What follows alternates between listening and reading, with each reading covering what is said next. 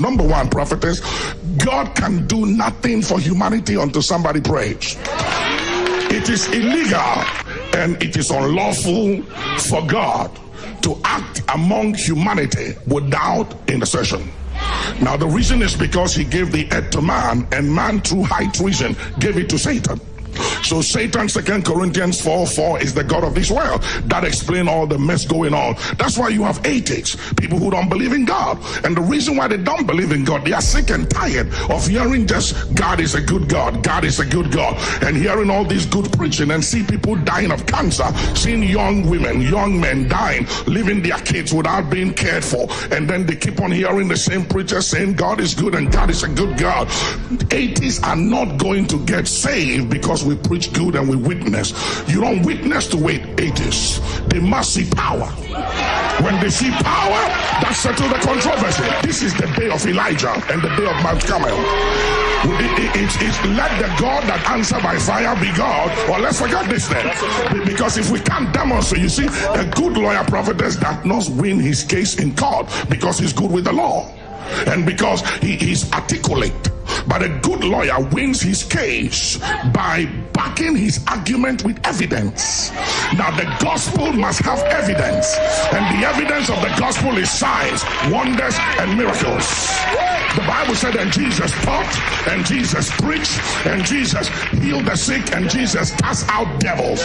If we preach and teach and we don't heal and we don't cast out devil, that is not a full gospel. We are joking. If we are going to have true conversion and people coming to God, we need the power of God to come back to the church.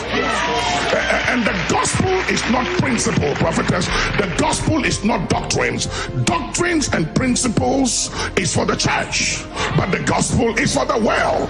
And the gospel is not good preaching. The gospel is power. I was fooling with witchcraft. I was going to the occult, and I was playing with voodoo and everything, and I won't go to church. And one of the reasons was because there was no power in the church. And so that bothered me, and I said, I don't want to have anything to do with this, because the malams, the juju, the occult, they can produce. I mean, they can deliver. You go there, you tell them what they want, they tell you what to do, and you get results. So I didn't want to fool with church.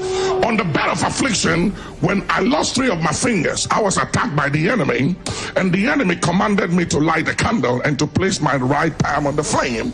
And I placed my right palm on the flame, and my hand began to burn.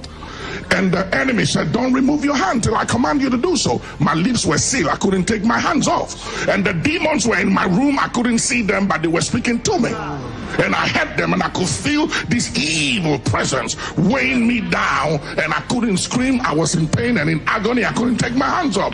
On the bed of affliction, Jesus appeared to me and said, I am Jesus.